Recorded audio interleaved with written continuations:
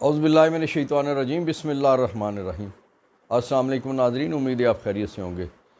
3 अगस्त हफ्ते का दिन, साल 2024 और सावन 19 तारीख़ और मुहर्रमुल हराम बहुत खूबसूरत व पाकीज़ा महीना अपने इख्तिताम की तरफ।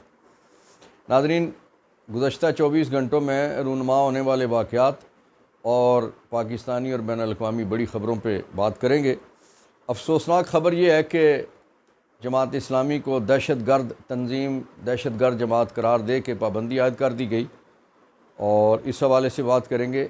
शेर अफजल मरवत की रुकनीत ख़त्म कर दी गई, ये क्या इशू है और इस पर मौजूदा चेयरमैन बैरिस्टर गौर का क्या कहना है।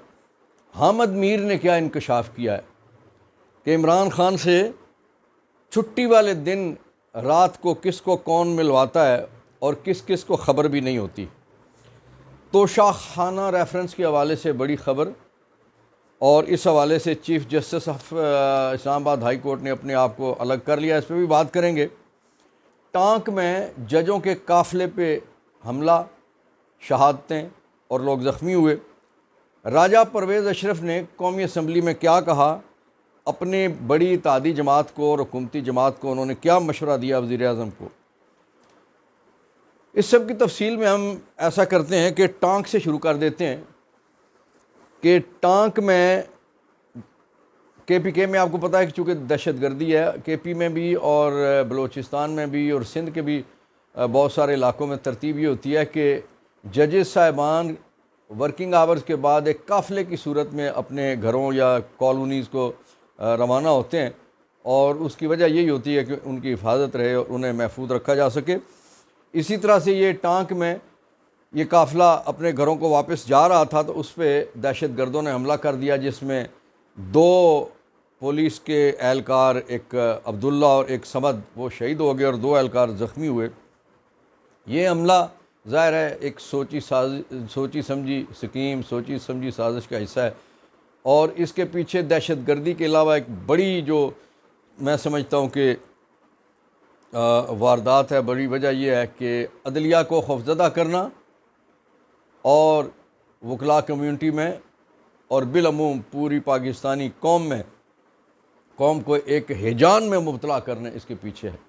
बहरहाल पुलिस ने जिस तरह से KP में आपको पता है कि अभी जो बन्नू वाला मामला था, वहाँ ये कहा गया था कि ये सारे के सारे ऑपरेशन CTD करे और पुलिस करे। इस तरह से पुलिस वहाँ पे फ़राइज़ भी सर अंजाम दे रही है और बहुत सारी शहादतों का भी उन्हें सामना करना पड़ रहा है। नाज़रीन, इमरान खान साहब के एक इंतहाई पुरएतमाद और देरीना साथी PTI रहनुमा डॉक्टर शाहिद सिद्दीक, उनका वेलेंशिया टाउन लाहौर में नमाज जुमा पढ़ने के बाद अपने बेटे के साथ वो घर वापस जा रहे थे तो उन्हें रास्ते में गोलियां मारकर शहीद कर दिया गया। इन्ना लिल्लाहि व इन्ना इलैहि राजिऊन। इस हवाले से पुलिस जो कुछ भी तहकीक तफ्तीश कर रही है, जो वाक़यात शवाहिद सामने आएंगे, लेकिन वक्ती तौर पे कोई ऐसी बात सामने नहीं आई सिवाय इस बात के कि वो एक बहुत उम्दा आदमी थे, PTI के बहुत अच्छे वर्कर थे और इमरान खान के देरीना साथियों में और वफ़ादार साथियों में उनका शुमार था। नाज़रीन, कौमी असम्बली में राजा परवेज़ अशरफ, साबिक स्पीकर असम्बली और पीपल्स पार्टी के रहनुमा, उन्होंने कहा है वज़ीर आज़म से कि डायलाग शुरू कीजिए, बात कीजिए, बात के अलावा कोई मसले का हल नहीं है। नाज़रीन, ये राजा परवेज़ अशरफ का ये मौक़िफ़, ये उनकी अपनी ज़ात का नहीं है, उनकी पार्टी का मौक़िफ़ है और सिर्फ़ उनकी पार्टी का नहीं, ये कहा जा सकता है कि हुकूमत का मौक़िफ़ है। उसकी वजह यह है कि ये पार्टी, इनके पास आइनी इदारे हैं, सदारत इनके पास है और बेशुमार और चेयरमैन सेनेट के अलावा और इनकी 2 हुकूमतें भी हैं, सिंध में भी और बलूचिस्तान में भी पीपल्स पार्टी की हुकूमत है। इसलिए इस आवाज़ को कोई आम या नॉर्मल आवाज़ नहीं समझा जा सकता और इग्नोर नहीं किया जा सकता। परवेज़ अशरफ का जो कुछ कहना है वो ये इस वक्त पूरी दुनिया का कहना है। परवेज़ अशरफ साहब ने कोई अनोखी बात नहीं कह डाली। जो कुछ परवेज़ अशरफ कहते हैं, नून लीग के अंदर से यही लोग कह रहे हैं और इसी तरह से जैसे नून लीग के सेनेटर मुशाहिद हुसैन सैयद, जो कितने अरसे से, कब से वो कह रहे हैं और उन्होंने कहा कि इससे पहले कि आपको अमेरिका से फ़ोन आए, ख़ुद मिल बैठ के बात कीजिए। लेकिन नाज़रीन, इस वक्त मिल बैठ के बात करने का जो जी पोजीशन है कि जिस लम्हे राजा परवेज़ अशरफ ये बात कर रहे थे, उसी लम्हे पार्लियामेंट में पीटीआई के अरकान जो हैं वो अपने साथी हाजी इम्तियाज़ एमएनए जो पंजाब से एमएनए हैं, उनके भाई एजाज़ वो भी एमएनए भी रहे हैं और बड़ी बड़ी बहुत मारूफ फैमिली है अपने इलाके की। ये तहसील नाज़म रहे, ज़िला नाज़म रहे और बहुत ही सियासी तौर पे बहुत तगड़े आदमी हैं हाजी इम्तियाज़।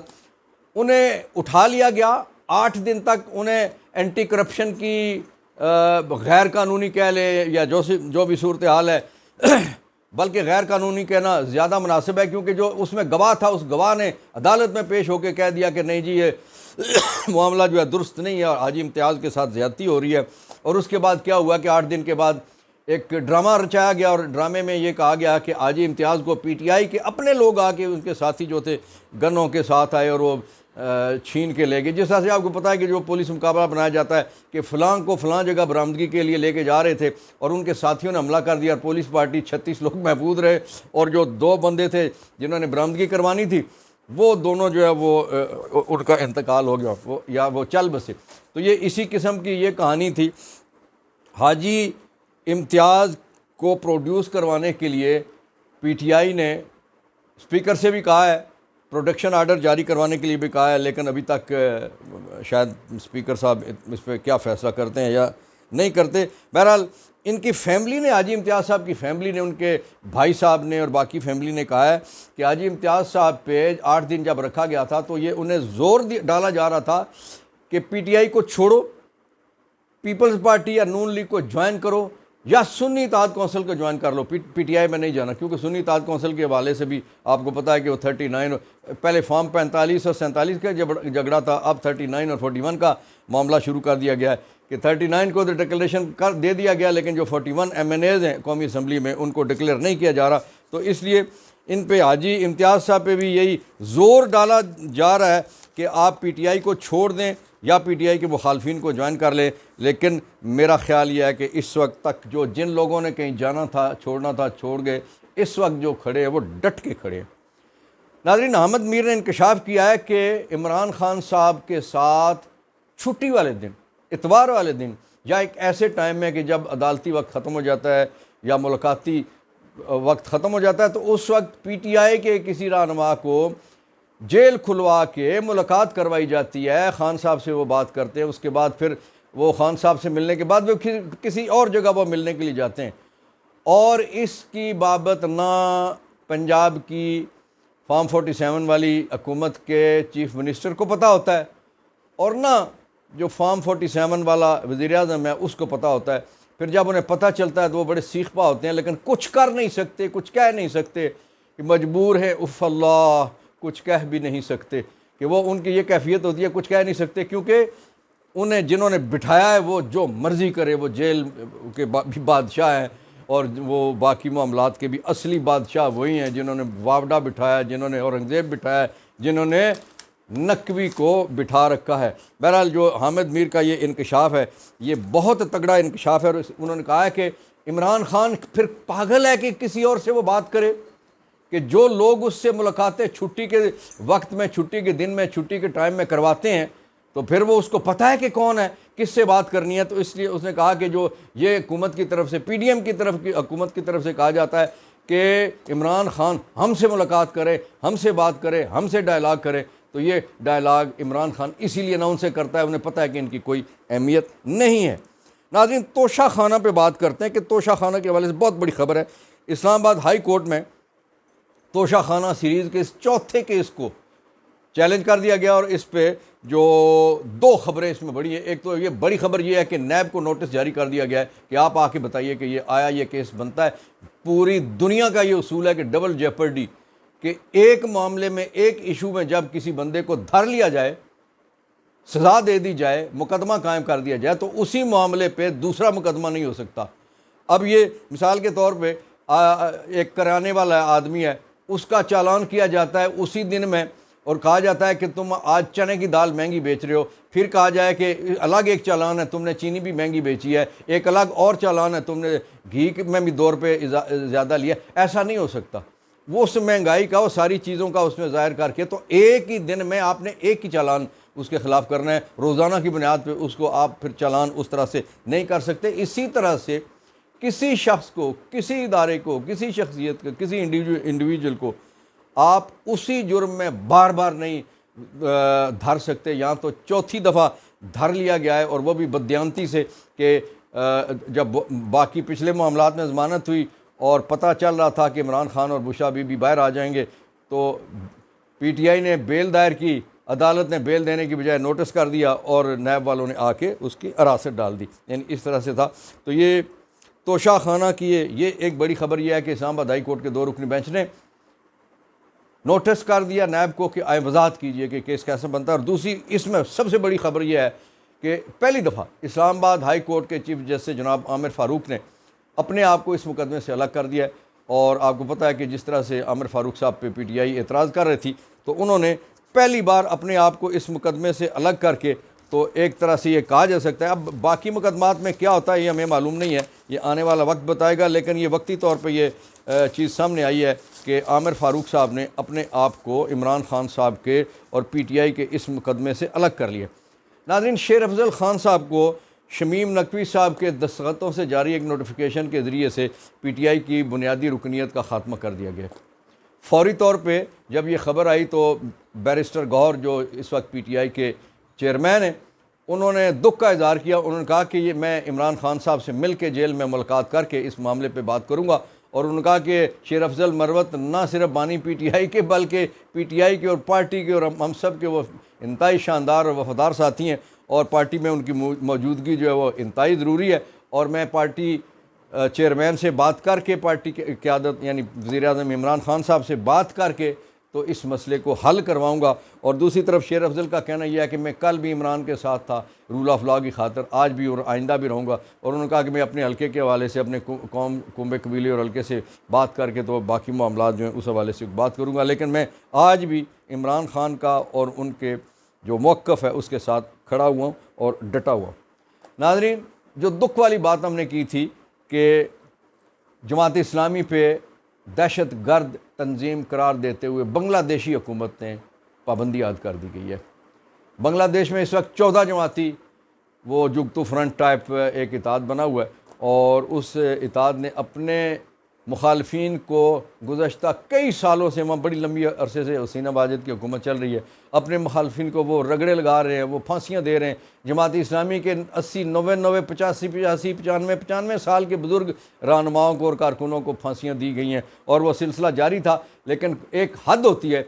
अब ये किया था वहाँ की हुकूमत ने कि एक कोटा मुकर्रर किया था कि जनाब जो 71 के वाक़यात के इफ़ेक्टिव्स हैं उनको इतना 30% या 40% मुलाजमतों में कोटा दिया जाए। ये इंतहाई ज़्यादती की बात थी, और ये इससे मुराद ये थी कि वो कोटा सिर्फ़ और सिर्फ जो हुकूमती जमात है हसीना वाजिद की, वो ज़ाहिर है वो लोग सिर्फ उसी जमात से मुतल्लक़ लोग हैं, और वो उन्होंने अपने घर में यानी अपनी जमात को, ये कहा जाए कि पूरे मुल्क की सियासी जमातों और बाकी तबकात और सारे लोगों को छोड़ते हुए अपनी सिर्फ सियासी जमात को एक कोटा पहले मुकर, जैसे PDM कहे कि जनाब ये हुकूमती जो PDM है इसको 30% कोटा दे दिया जाए, नौकरियां जो है इतनी मिलने, और बाकी सारी जो पूरी कौम में तकसीम होगी। तो इस तरह का फ़ैसला था। ख़ास तौर पे तलबा तंजीमों ने और अवामुन्नास ने इसको मुस्तरद किया, और बांग्लादेश में आपको पता है कि बहुत ज़्यादा हंगामे फूट पड़े थे, और फिर वहाँ की फ़ौज ने भी इनकार कर दिया था, खतूत लिखे थे कि हम अपने लोगों को गोलियाँ नहीं मारेंगे। इस सारे से निपटने के लिए वक्ती तौर पर हुकूमत ने 14 जमाती इत्तेहाद ने ये फ़ैसला किया है कि जमात इस्लामी को उन्होंने दहशतगर्द तंजीम करार दिया है, और उसके साथ ज़ाहिर है उसकी जो ज़ैली जमात तलबा तंजीम है उसको भी उन्होंने पाबंदी लगा दी। इस पाबंदी को जमात इस्लामी बांग्लादेश ने उन्होंने कहा कि ये ज़ालिमाना फ़ैसला है, इसको नाजायज़ फ़ैसला और गैर कानूनी फ़ैसला करार दिया, और उन्होंने फिर कानूनी रास्ता इस्तेमाल करने का और दुनिया भर से इस सिलसिले में राब्ते करने का और मुतालबात अपने रखने का भी फ़ैसला किया है। बहरहाल ये उसी किस्म की इक़दामात हैं जो इक़दामात नून लीग चाहती है कि पाकिस्तान में किए जाएँ। नून लीग ने भी यही ऐलान किया था कि हम अता तारर, वो जो एक उनके वज़ीर नमा एक कोई चीज़ है, उसने कहा था कि हमने फ़ैसला कर लिया है कि PTI पे पाबंदी लगाएंगे, तो अगले ही दिन या उसी दिन उनके अपने वज़ीरों ने, वज़ीर दफ़ा समेत ये कहा, और पीपल्स पार्टी के लोगों ने जो उनकी हुकूमत में शामिल हैं इस वक्त, उन्होंने भी इताद में शामिल हैं। उन्होंने कहा कि ऐसा कोई फ़ैसला नहीं हुआ और ये तारड़ी बता सकते हैं कि ये क्या फ़ैसला, और अभी तक ना कोई फ़ैसला हुआ और ना इस पर चीज़ें को आगे चली और उनको शर्मिंदगी, नदामत और सुबकी का सामना करना पड़ा। बहरहाल इस किस्म के काम तब किए जाते हैं कि जब आप समझते हैं कि आपका मुखालिफ आप पे हावी हो गया है। हावी से मुराद यह कि कौम उसके साथ चल पड़ी है, कौम वहाँ पे अदम एतमाद कर चुकी है। यही पोजीशन है हसीना वाजिद की वहाँ पे, और यही पोजीशन यहाँ नवाज़, शहबाज, मरियम, जरदारी और बिलावल की। ये 5 का नाम मैं हमेशा गिनवाता हूँ। ये 5 सारे वही हैं जिन्होंने आपकी हुकूमत 2022 में छीनी, जब चीनी 55 रुपये, बिजली 16 रुपये यूनिट और तेल 150 रुपये लीटर था। आज ये सारी चीज़ें कई गुना हो चुकी हैं और बिजली के बिल ना होने की वजह से लोग ख़ुदकुशियाँ कर रहे हैं, लोग अपने बच्चों समेत अपने आप को मार रहे हैं, भाई भाई को मार रहा है बिल ज़्यादा आने की वजह से। इस सब के ज़िम्मेदार ये 5 लोग हैं, इनको आपने नहीं भूलना। इमरान खान ने अपनी जमात से कहा है कि दिसंबर में इलेक्शन के लिए तैयारी कर लें, दिसंबर में इलेक्शन होंगे। इमरान ने जो कुछ कहा है इसके पीछे यकीनन कोई ख़बर है, ये अंदाज़ा नहीं। अल्लाह ताला मेरा, आपका, हम सब का हामी नासिर हो। इंशाअल्लाह कुछ घंटों बाद दोबारा आपसे रब्ता होगा। तब तक के लिए फ़ारूक अवान को इजाज़त। पाकिस्तान जिंदाबाद, फ़लस्तीन, कश्मीर पाइंदाबाद।